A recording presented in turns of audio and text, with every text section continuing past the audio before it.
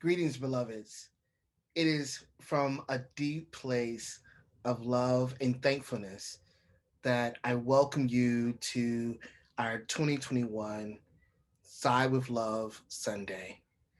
This is our 12th annual Side with Love or Season of Love celebration.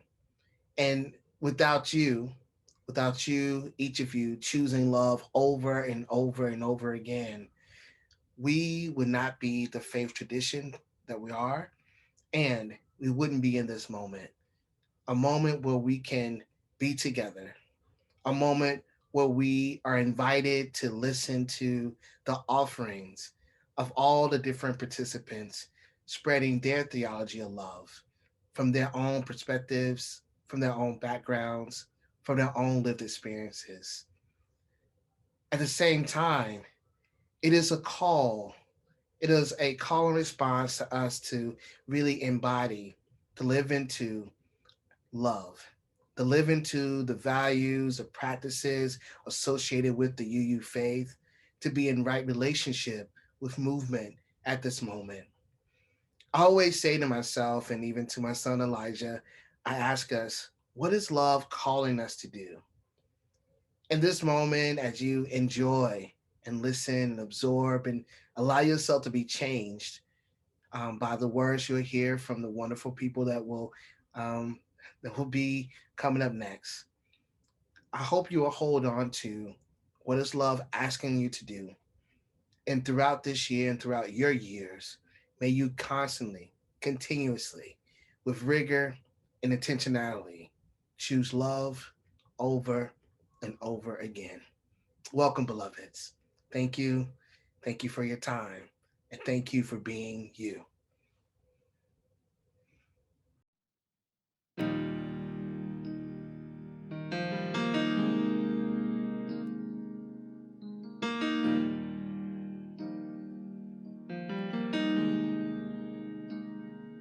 This is a holy moment.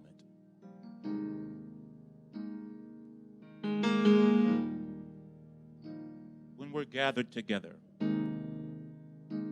it is a special and unique moment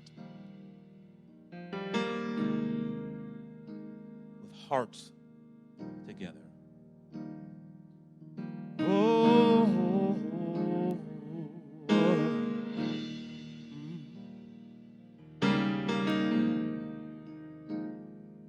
oh,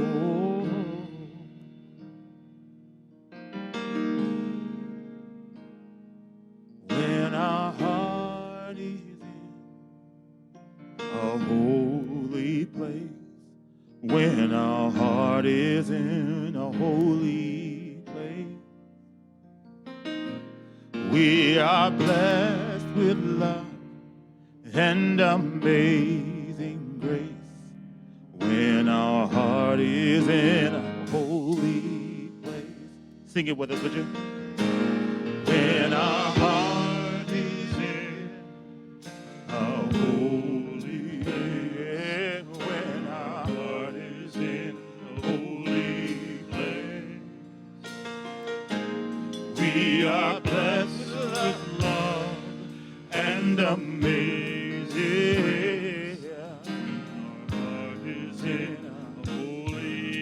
Rick, would you sing that verse for us? When we trust the wisdom in each of us, every color, every creed and kind,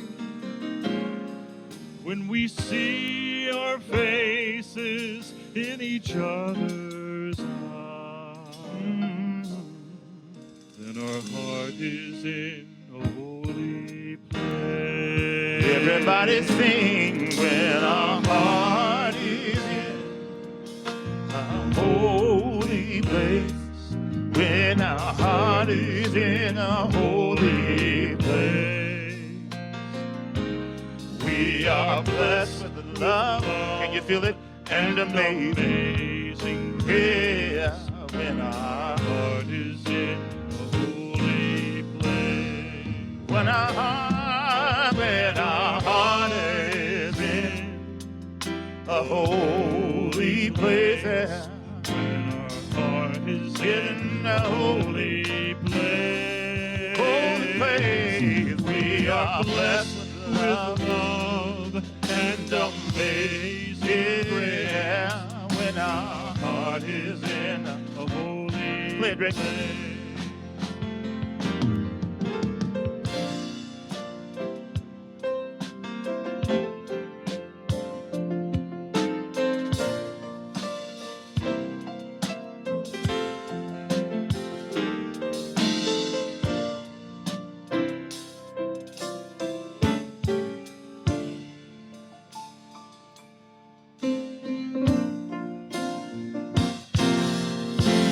when our heart is in, when our heart is in. A holy Reach out and touch place. somebody if you can. Heart is in a holy place. Let him know that your heart is with him.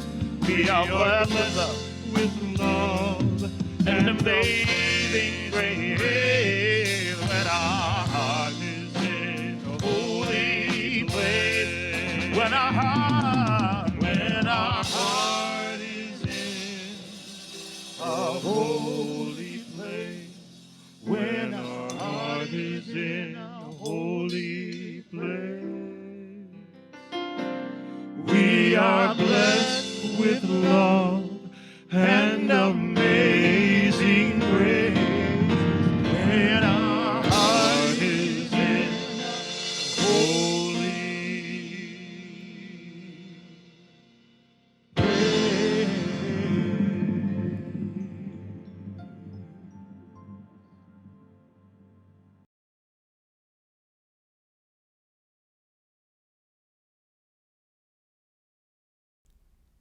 Love once, the fullest unfolding of every person. Love wants everyone to be free, to feel safe, to know joy. To me, love is an overflowing and unconditional love for the world and for creation and for one another. That spiritual foundation of love calls us to the policies and the practices that we need to sustain and nurture life, thriving life.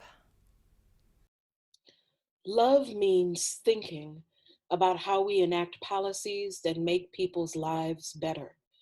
If we're talking about racial justice, love is acknowledging that there has been wrong, that there has been harm, and that whether you participated in it or not, you're benefiting from the inequitable results of that harm. What if love means letting go of what we think we know and being curious about what more there is to learn? What if love was not a commodity that could be bought and sold? Sometimes love isn't waiting for the other to come to us so that we can become agents of welcome, but rather us moving into the world to engage with others in their spaces, on their terms. Love asks for the release of all assumptions about who wants to be part of Unitarian Universalism. Love asserts that each of us matters and is worthy. Love knows our life-saving, life-giving faith must be available to every person who needs it. If you have a chalice at home, would you please light it in honor and in celebration of overflowing and liberating love?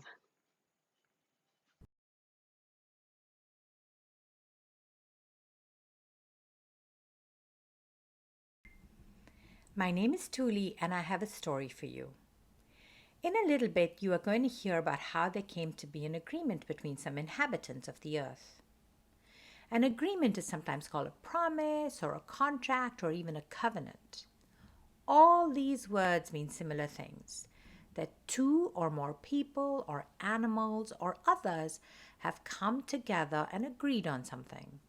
And not necessarily two or more people. Sometimes we have to have an agreement within ourselves, with ourselves. And it can be hard to come to an agreement. Think of a time when this might have been for you. Perhaps you wanted to play Legos, but your friend did not. Perhaps you wanted to pretend play to be on a ship and your brother or sister wanted to read a book. Or maybe you witnessed someone doing something and you wanted to convince them to not do it.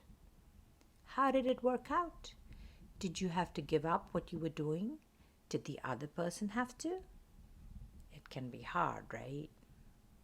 Sometimes, even after we have reached an agreement and decided how to work or play together, it might not be carried out and more disagreement might arise. And we might feel very hurt and upset. Can you think of a time when that happened to you? Someone agreed to do something and then couldn't do it. Or you were promised something and then the promise was broken. How did that feel? We are all going to make mistakes and break promises, even though we might have tried very hard not to. What makes this even more complicated is that there might be another person who is hurt by what we decide or agree to. We might not even see them or know that they are being affected. As Unitarian Universalists, it's important for us to try again and again to come to new agreements and to understand how we were hurt or might have hurt someone else. We might even carry our hurt with us for a long time. And we might have to be open to hearing that we have caused hurt, even though we didn't mean to. But we can try to work hard to repair the damage that might have been done, either to us or by us. In fact, this is an obligation, something we have to try to do. Sometimes this can be tiring and take a really long time, and we might have to give up something or have the other person give up something. We can make new agreements and begin anew. As you listen to what's coming up, think about what each of the creatures had to do to come to this new agreement. The Agreement by Barry Lopez. One time, before there were any people walking around this valley, there were bear people. There were also salmon people. The bear people had an agreement with the salmon people. The salmon would come upriver every fall, and the bear would acknowledge this and take what they needed. This is the way it was with everything. Everyone lived by certain agreements and courtesies. But the salmon people and the bear people had no agreement with the river. It had been overlooked. No one thought it was even necessary. Well, it was. One fall, the river pulled itself back into the shore trees and wouldn't let the salmon enter from the ocean. Whenever they would try, the river would pull back and leave the salmon stranded on the beach. There was a long argument, a lot of talk. Finally, the river let the salmon enter.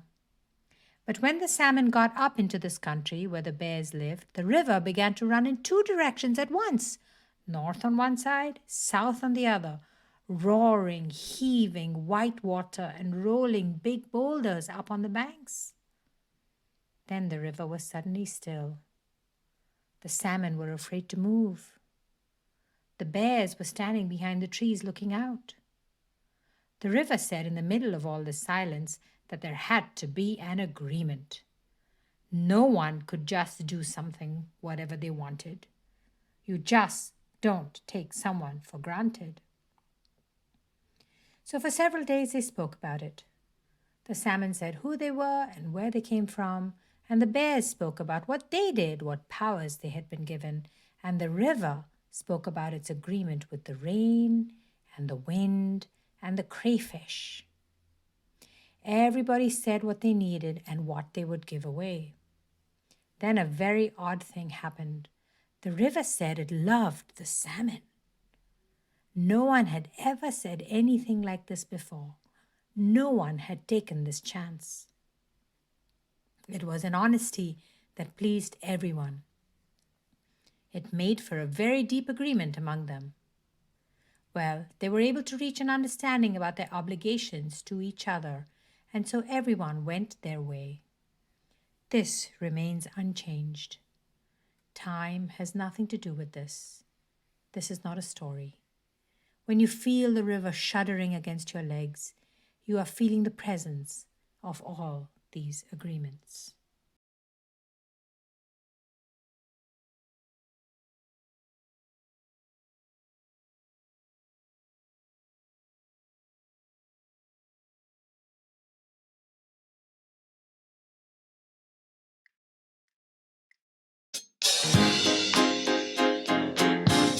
All right, everybody.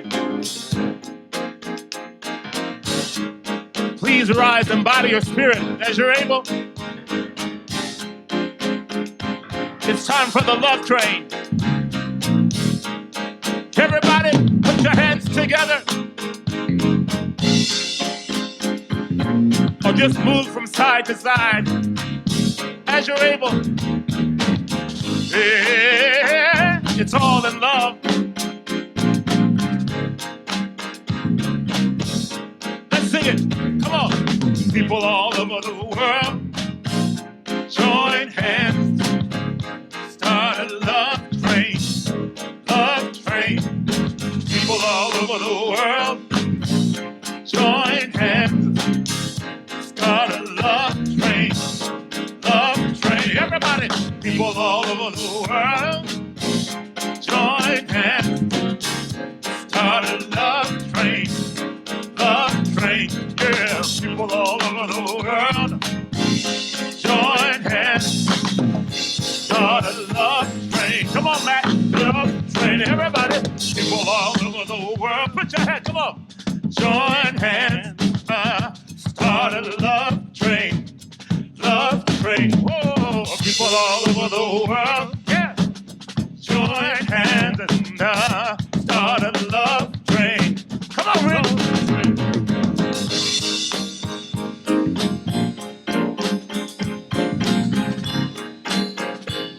Yes, sir.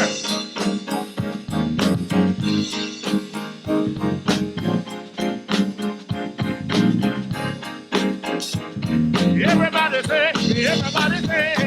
people all over the world, oh, join hands, start a love all over the world. People all over the world, join hands, start a love. One more time. People all over the world, join hands, start a love train. Love train. People all over the world, join hands, start a love train. Love train.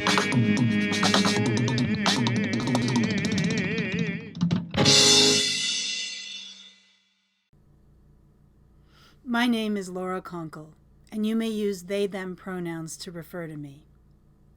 I'm so glad you're here with me and my trans and non-binary, queer, disabled, surviving poverty, first generation with access to college, self.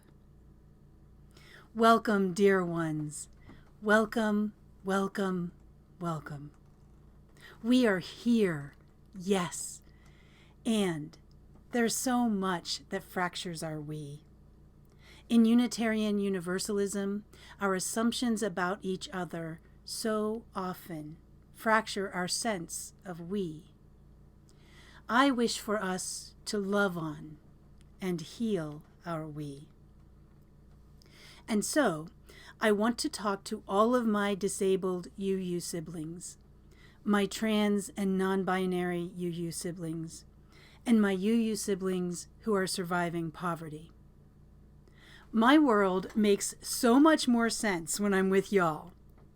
The gaslighting and rejection and weirdness of the great wide world, and yes, of many Unitarian Universalist gatherings, can lessen and become background noise to our vibrant, honest, and passionate conversations. When we're together, I can slow down and relax. I can work with y'all to make sure more folks are included. And that means me too. I want you to know how much I love your ways of being. I love your being. I love how you use your imagination to discover and create ways to survive. And I wish with all my heart and soul you didn't have to. We are trans and non-binary and disabled and surviving poverty. And we know we need to navigate a dominant culture that is more toxic to us than anything else. We know we must build community and culture that values our lived experiences and nurtures our survival.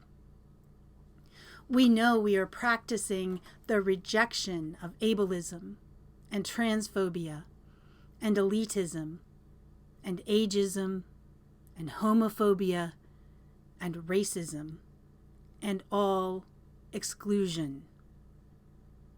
Oh, and I love how we already know that inclusion means all of us, and hospitality means honoring folks as their full selves. We know we need disability justice, queer theology, funding of expenses, access accommodations, inclusive language, scholarships, plain language explanations, gender-neutral bathrooms, childcare, and all the things that can make it possible for us to be safe and well, loved, and held sacred within Unitarian Universalism writ large. I wish that every event that is planned moving forward is planned with us in mind and considering what we need. I wish that more and more reflections, sermons, and sacred texts include us and our wisdom. And in all the ways that you engage Unitarian Universalism, I wish that you will find folks who understand that you are worthy and you matter, and who choose to include you. Our collective spiritual growth and resilience are important not just to us, but to all Unitarian Universalists. So now, I want to talk to all Unitarian Universalists. I want us all together to build our resistance to the many assumptions folks make about who is in the room, who is at the table, and who is in Unitarian Universalist spaces, online and otherwise. I pray that each of us decides to begin to heal our we. I pray that we cast off assumptions and choose to build a Unitarian Universalism that holds each and every person sacred and worthy of hospitality and inclusion. May we know our potential for love and beauty.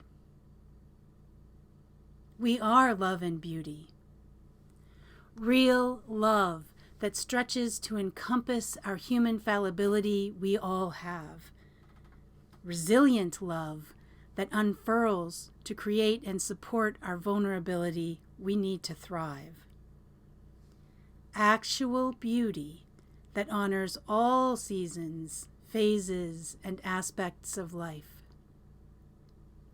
Fierce love and fierce beauty. Fierce enough to stay in touch with and reflect reality. We are beautiful, smart, and strong. We are fallible, whole, and vulnerable. We are right here, right now. We matter. So may it be for you. So may it be for me. So may it be for all of us.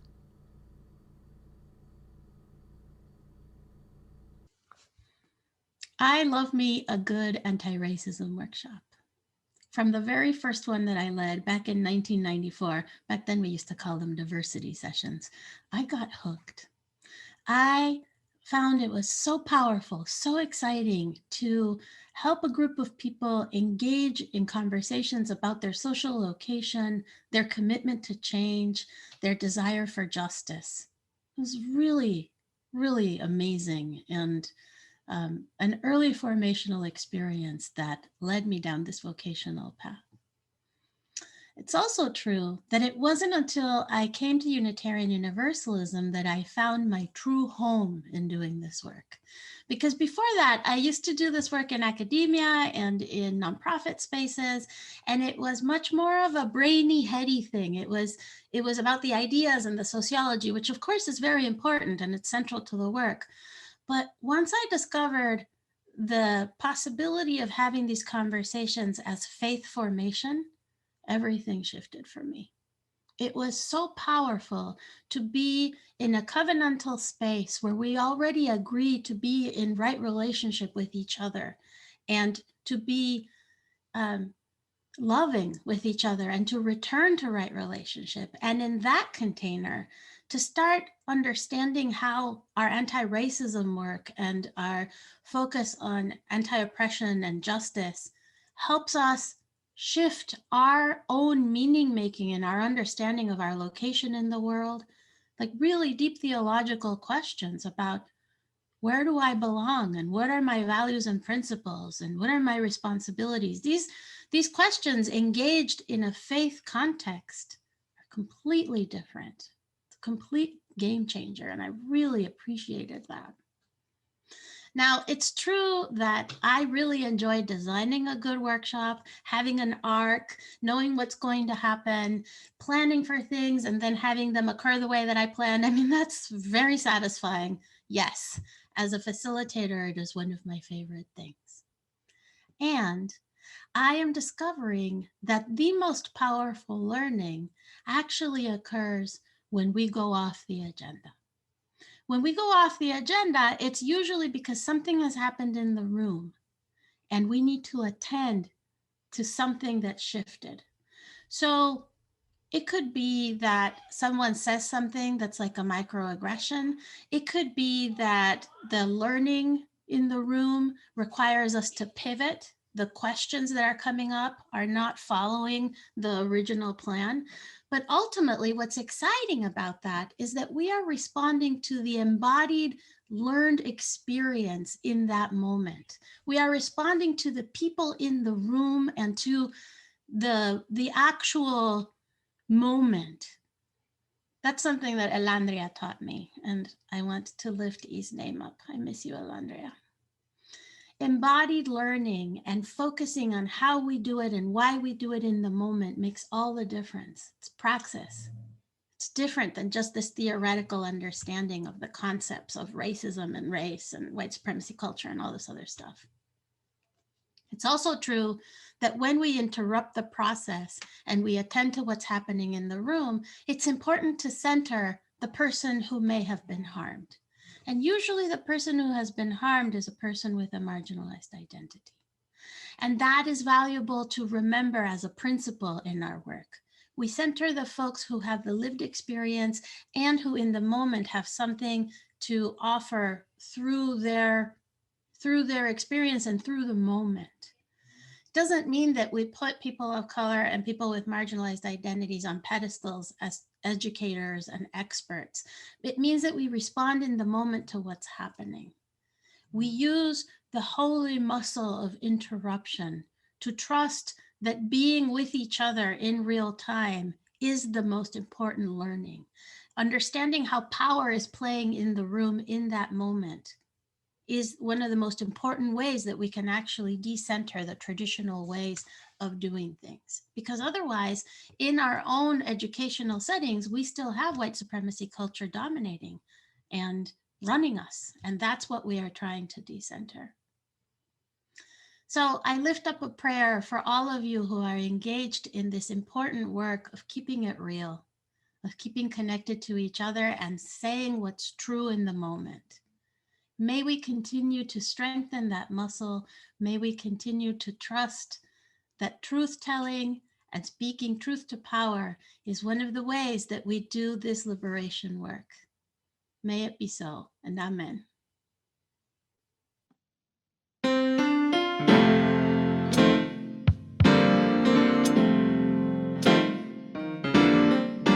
I'm so glad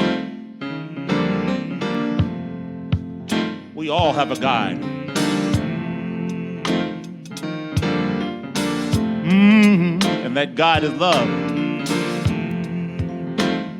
Look over and tell somebody near you, that guide is love. Yeah.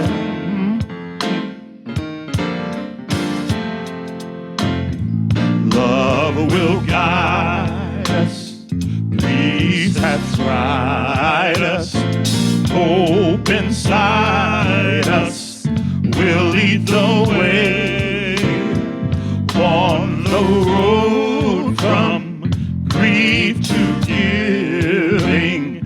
Love will guide us through the heart. If you cannot sing like angels, if you cannot sing like angels, if you cannot speak before thousands, you can give from, from deep within you. You can change the world with your love. Love will guide us. Love will guide us. Peace hath tried us. Hope inside us. Hope inside us. We'll lead the way. On the road from grief to giving. Love will guide us. I just want you to moment right now. Come on, everybody, come on.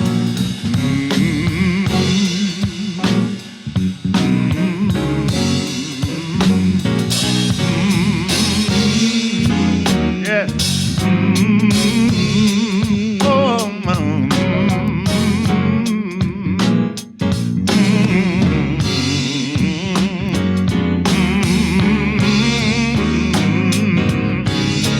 Love will guide us. Love will guide us. Peace has tried us. Hope inside us. We'll lead the way. On the road from grief to giving. Love will guide us through the heart.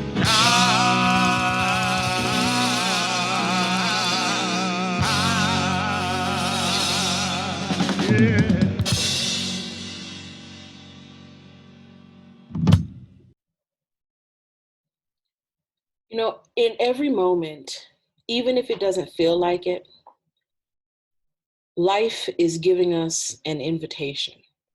I really believe that. I really believe that in every moment, life is giving us an invitation to do the things that are the most loving and life affirming. And that doing the loving and life affirming thing is always the answer when you don't know what to do or if you're feeling unsure. There's always a moment of invitation to rethink or reevaluate. We're being invited into this cosmic dance of renewal and joy and justice, but you have to make the justice. It doesn't just show up without our participation or our effort. Things don't get better just by us waiting for them to happen. We all have to engage in the better making from wherever we are, and each moment presents an invitation for us to do that. I don't want us to forget that. Even if, like me, you are tired or feeling frustrated or feeling unsure, the invitation to participate in life in a manner that is about living our values, living love and justice is still there, no matter what else is going on. Ask yourself, what's the most loving, life-affirming thing that I can do in this moment for myself or for other people? Sometimes it's get some rest. Sometimes it's apologize for something you've done. Sometimes it's reconsider how you're using your money or other resources in the broader world. To me, if we're talking about race and justice, love is about acknowledging that there has been wrong, that there has been harm perpetrated, and that whether you personally feel like you participated in it or not, you are likely benefiting from the inequitable results of that harm. Even if you are a person who wants to say, well, I didn't participate in making things this way, if you are benefiting from the ill-gotten gains, then you have some responsibility to make things right, especially if you then turn around and say that you believe in justice and equity. You are not let off the hook, no matter what. When we have broader conversations about reparations or what it looks like to repair, particularly the harms that have been done to Indigenous communities, Black communities, other communities of color, I believe that love means thinking about the resources that enable life. So what does reparation look like at the intersection of communities of color and healthcare, or communities of color and education? What does it look like to have those kinds of conversations beyond, just conversations about money and land that is owed, but also about accessing resources that have been inequitably distributed for more than a century? All of us should have a hand in those conversations, and all of us have some responsibility to bring about justice in those contexts. Plainly, if you're not going to do that work, if you're not going to be committed to thinking about that and how you can serve in that work, then to me, it obfuscates the mandate of what it means to be Unitarian Universalist. Because ours is a faith that calls us to do things. Being Unitarian Universalist in part means maybe you don't pray the way I pray. Maybe you don't pray at all. But how do we live together in equitable community, despite what I might think about God or what you might think about God? This is a faith that calls us to commit to the work of making justice. This is a faith that calls us to think about what it means not to believe the same, but to live together in beloved community, despite our own discrete perspectives about spirituality or the afterlife. That is a part of the call, the mandate of what it is to be Unitarian Universalist, to figure out how we live together in loving, equitable, just relationship with each other. I believe that the proof of our faith is the extent to which we do that. The proof of our faith is not in some confession that we make. The proof of our faith is not in some words that we say. The essence of our endeavor, the proof of what we believe, is in how we do the work of bringing about love, justice, and community. As Unitarian Universalists, I think we've given up perhaps too quickly on notions of salvation. If we think about the notion of being saved from harm, I don't know that it's actually possible to have personal salvation beyond the community. There's no way for you to have salvation and some kind of perfect, flourishing life outcome while everything around you is suffering and burning, because we're all connected. We are. If COVID hasn't reaffirmed in your mind that we're all connected, I really don't know what to tell you. Here we are right now, suffering through a global pandemic together. People are passing a deadly virus to each other through our breath that we can't see. That's a metaphor for us all being connected, if I've ever heard one. I think it's something that we would do well to think about and remember. Our salvation is intimately tied up in each other's ability to see other people as worthwhile, all human beings as valuable and possessing dignity, all life as having value and possessing dignity. Now, that's not the same as liking me. This is not, I need you to like me. This is not, I need us to be best friends so that we can go to the shopping mall together. This is understand that I have as much of a right to human thriving and flourishing as anybody else, and that I have as much to offer as anyone else. And so do you. How do we create a context where all of that is possible, where all that human thriving and life is possible? That's going to require sacrifice and time and deep listening and nuance. But that's what being a Unitarian Universalist requires. Other faith traditions ask for other things. This is what Unitarian Universalism asks of us. This is what we signed up for. And to me, this is serious. The call of our faith is critical right now. Ours is not a faith of anything goes. When I hear people say, I'm a UU because I can believe whatever I want, that's actually the furthest thing from the truth. It's time to lean into whether or not we really believe it. Or are we just saying it to give ourselves the illusion of faith community? So we can feel like we have some kind of faith tradition. Do we really believe in the values of our faith enough to enact them in the larger world in a manner that is bold and clear and unequivocal? People need to know, especially in this moment, what our commitments are. And if we're going to say that we are a faith that is committed to justice, equity, and compassion in human relations, we have to actually do that. It's not just about saying the thing, we have to do the thing. Frankly, I'd feel better if we did less saying and more doing. I need us to have the collective maturity now to do what it is our faith asks us to do. Amen. Ashe. Love is asking something of us, and Unitarian Universalism is demanding something of us. It can be a lot to take the thoughts that are moving through our mind and to let them trickle down and integrate into our hearts, into our spirits. Let's go there now. Our worship service is shifting into a time of devotion and contemplation, where we can be alone with ourselves, with the breath, and with that which is larger than us.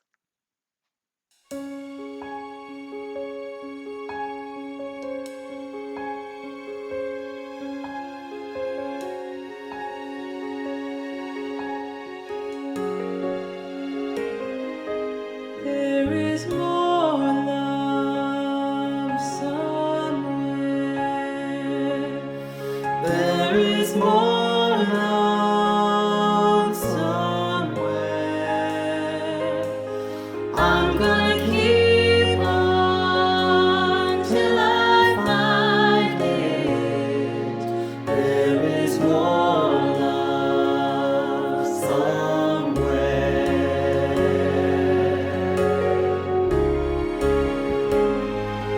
There is more hope somewhere. There is more hope somewhere. I'm gonna keep on till I find it. There is more hope somewhere.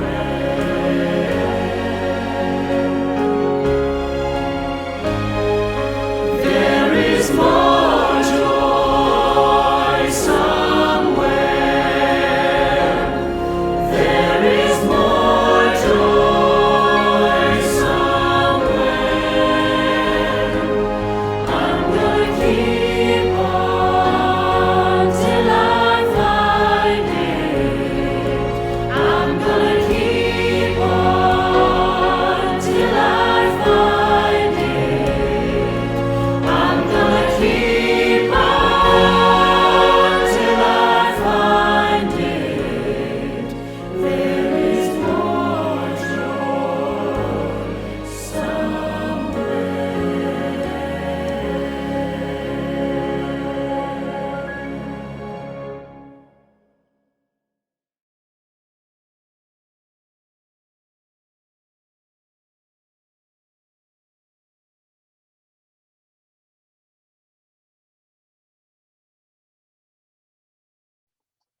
Hello, I'm the Reverend Michael Crumpler, and I will be leading you in a brief moment of prayer and meditation.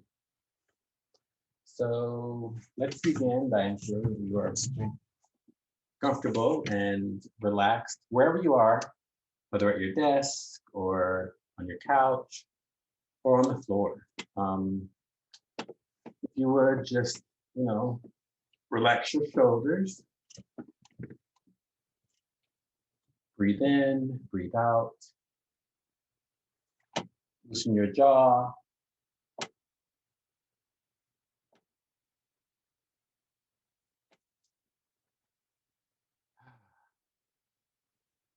Close your eyes.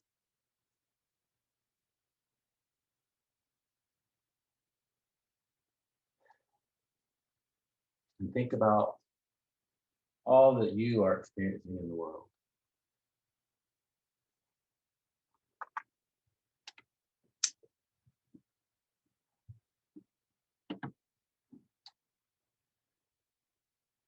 Think about all who are struggling during this time of isolation as we continue to grapple with the COVID-19 pandemic. Think of all those who have lost loved ones and all those who are still living with the side effects.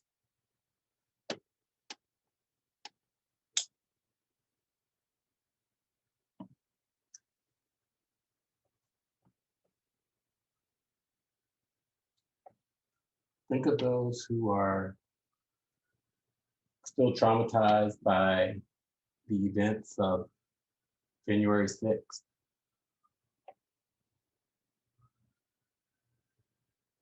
Who are seeking answers and accountability where there is none.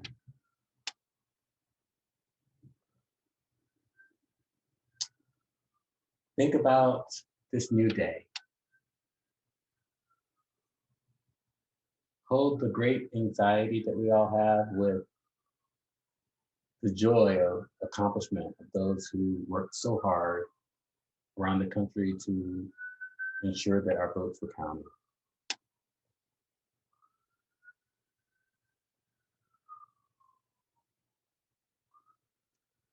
Now come back to yourself and your home and your family and all that you have to do. May you be well, and may you be blessed. Amen. Ashe. May it be so. As you extinguish your chalice at home, may we give thanks for this time together, for the wisdom and inspiration that we've received. May we carry that wisdom into our lives and into our communities. May you find untapped sources of strength and courage and discover in yourself a new fire that burns in your belly and keeps you going. May the presence of spirit be proximate, cooling, and reassuring to you when you are overheated. May we all together choose to build a Unitarian Universalism that holds each and every person sacred and worthy of hospitality and inclusion. May you be well. Beloveds, as we leave this sacred time together, let us remember to praise this gift of life, to be attentive to its wonder and its beauty.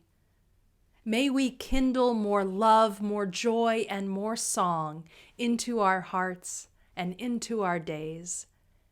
May we be led out in peace, and may we give back love.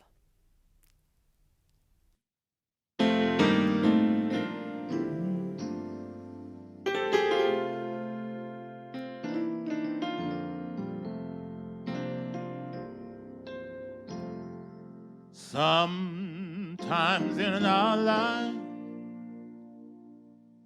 we all have pain, we all have sorrow. But if we are wise, we know that there's always tomorrow. Lean on me when you're not strong. Can you say that? I'll be your friend. Let me hear you. I'll help you carry on, for it won't be long. I'm gonna need somebody to lean on.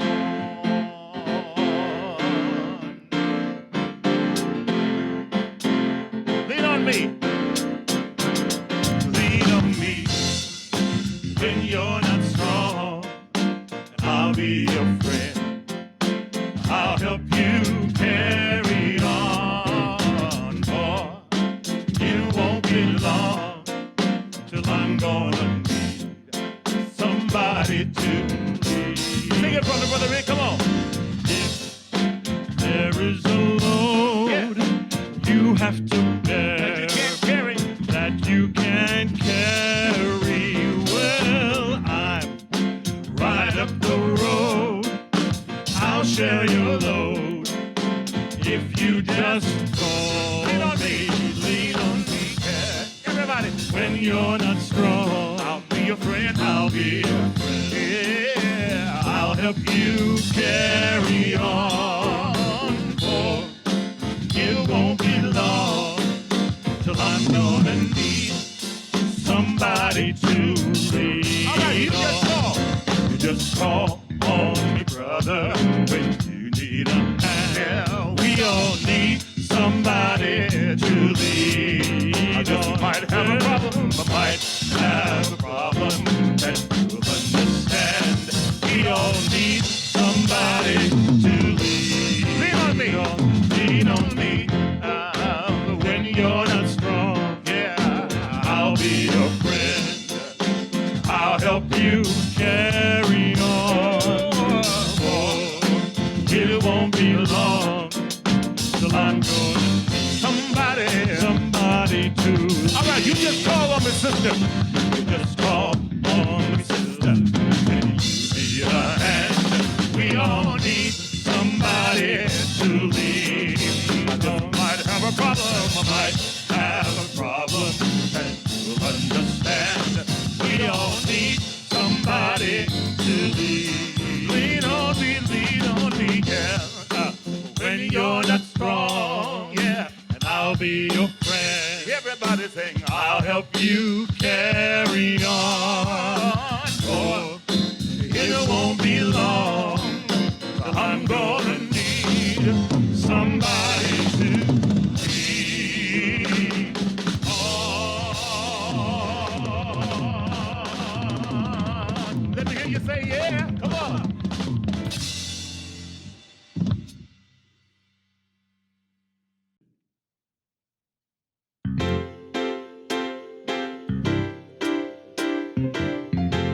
Many of you recognize it already.